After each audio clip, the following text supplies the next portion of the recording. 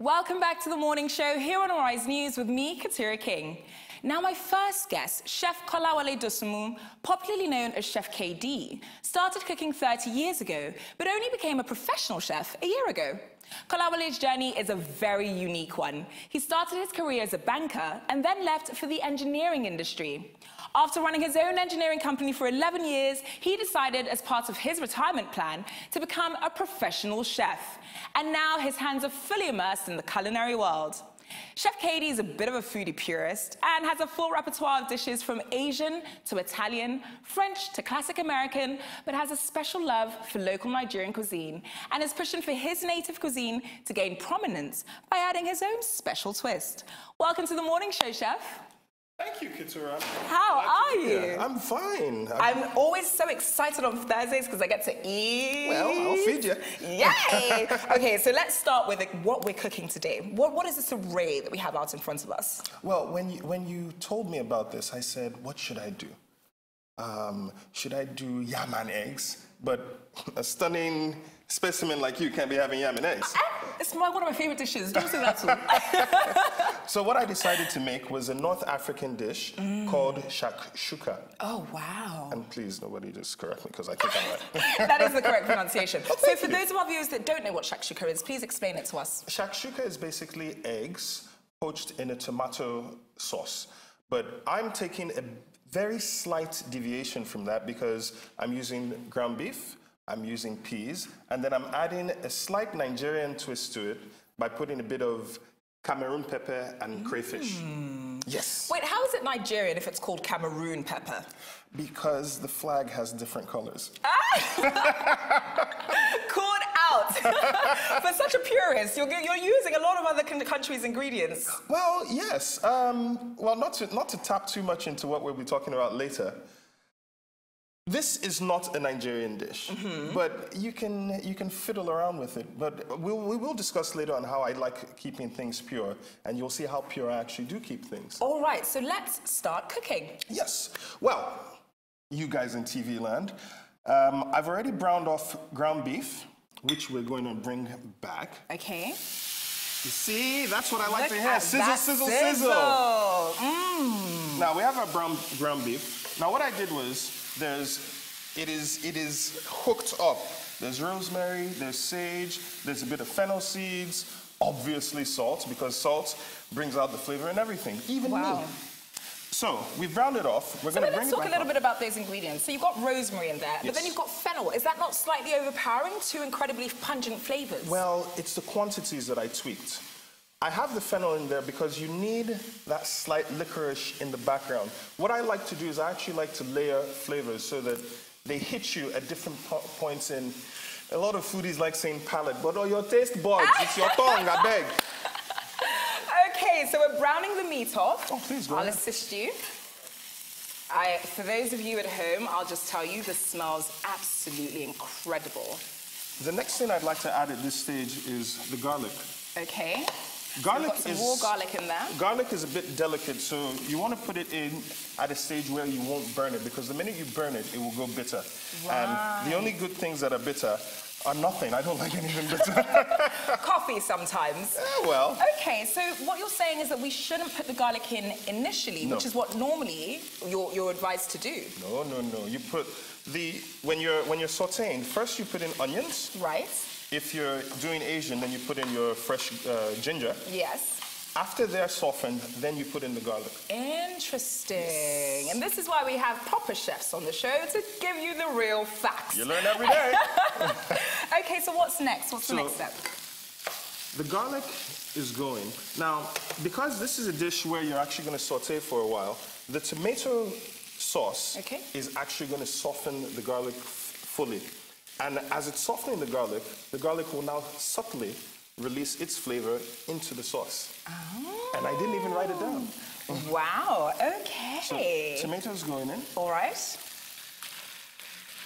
Now this is just normal canned whole tomatoes, which I've used my trusty knife to chop them up a bit. Okay, by trusty knife you mean your spoon? Your serving spoon? This is my trusty knife. Never leave home without it. All right, so we're you can give that softening a that turn up a for me. bit. At this point, I'm now going to put in, there's some flavors that I want to come in later in the cooking stage, and I will add them now. I'm putting in black pepper.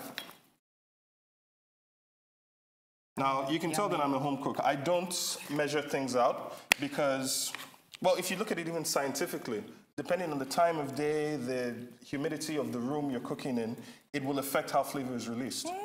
So talk to me a little bit about how you discovered this love for cooking and why you became a home cook as opposed to going to culinary school. Well, okay. I started cooking by frying eggs for the family when I was about 7 years old. So I just loved it. I mean, you take humble ingredients. Yes, You go take on. simple, humble ingredients, add heat, add some other jazz to it, and it becomes righteous. And from the eggs, okay, I took a brief hiatus.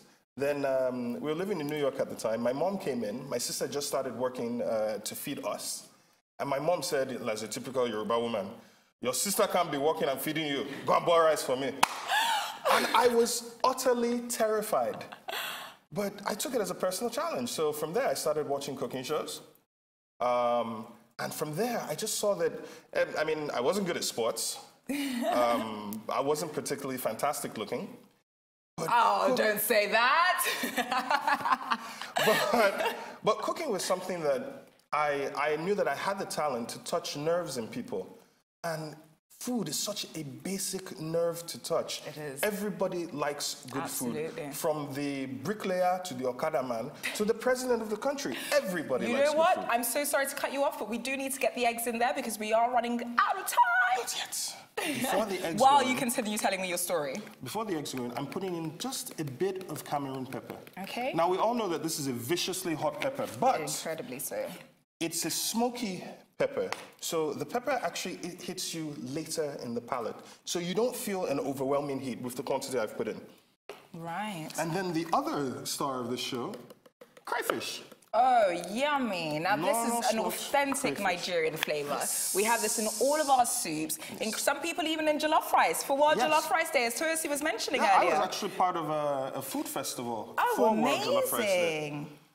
And Phenomenal. So let's get those eggs in there so we can let that cook off. yes. So. And then I see peas on your table. Oh, That's yeah. a little bit of a twist on shakshuka. That's not a normal thing No, that it you isn't. generally find in North African shakshuka. Why have you chosen to put peas in there? Two reasons. One, it'll look good on the camera. Then secondly, it adds a natural sweetness to the palate. As soon as the pea bursts in your mouth, no pun intended, it kind of washes away some of the more heady flavors and it prepares your mouth for the next bite. Right. So it's almost like a palate cleanser, if you will, an amuse-bouche. In a way. Ah, interesting. So just to let our viewers know exactly what's happening here, you're breaking off the eggs, putting them on top of the ground beef, and that's just going to cook. We're not moving it around, Not moving it changing around. its shape at all. In fact, at this point, I'm going to cover the dish Okay. and let the natural steam from the tomato sauce build it up. Just before it's done, I'll add the peas. Right. Then the peas will now set inside the egg whites. 3 minutes later, we'll be done. I have some fresh herbs to add up top as well, because I like marrying deep flavor with freshness. So we have fresh coriander, we have fresh parsley. Yummy. These are all, and they're all in quantities that will not, they'll play on each other. Yeah, exactly. And then we're gonna serve this with toasted bread. Crusty bread. So let's talk a little bit about you. Now, we know that you have started cooking a year ago after cooking for 30 years, professionally for a year, but you are now the head chef at a place called Samantha's Bistro. Yes. Talk to me about that. Well, it's a part-time thing. I sit in for the owner whenever she's not around. It gives me restaurant experience, which I love, and it gives me an opportunity to just cook all the time. Wow. And you have to understand, I'm coming from, I mean, before I started professionally, I would just call friends over and say, you know what, let me put something together. I would go to visit friends and say, what's in the kitchen? Most people sit in the living room watching football. I go to the kitchen. So for me to have the opportunity to actually sit down in someone's restaurant and be able to put my signature, my twist to things, it is fantastic. Absolutely, and we can see some of the dishes that you've created. So what is that? That is my pork nkwobi. Okay, so nkwobi is typically made out of? cow head and cow tail. So you've added your own fusion or twist to this by using pork. And what is that soup? This is Asian. This is an Asian miso soup. It's got a lot of different ingredients in there for a miso. It looks like a tom yum.